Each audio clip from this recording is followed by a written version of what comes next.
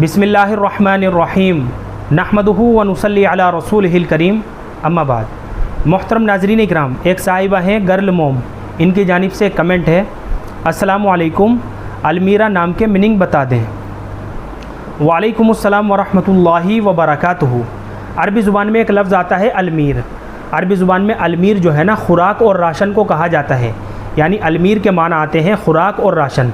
इसी तरीके से अरबी ज़ुबान में अलमीरा आखिर में गोल हा के साथ, सबसे पहले अलिफ़ है, उसके बाद लाम है, उसके बाद मीम है, उसके बाद या है, उसके बाद रा है और आखिर में गोल हा है, अलमीरा। यह अरबी ज़ुबान का लफ्ज़ है। और अरबी ज़ुबान में अलमीरा के माना आते हैं सफ़र वग़ैरह के लिए जमा की हुई खाने पीने की चीज़ें। यानी आम तौर से जब लोग सफ़र करते हैं तो सफ़र के दौरान खाने पीने की चीज़ें अपने साथ जमा कर लेते हैं। उन सारी चीज़ों के लिए जो है ना, अरबी ज़ुबान में अलमीरा लफ्ज़ का इस्तेमाल होता है। लिहाजा बच्ची का अगर अलमीरा नाम रखना चाहें तो ये नाम रखने में कोई ख़राबी की बात नहीं है, बच्ची का नाम रखा जा सकता है, लेकिन बेहतर नहीं है।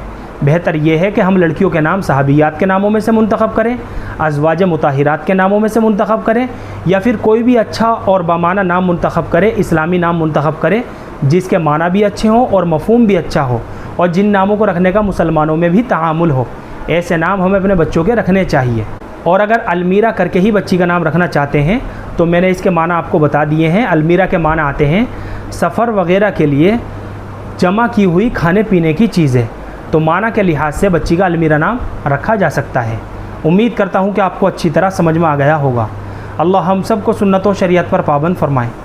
फ़क़त वल्लाहु आलम।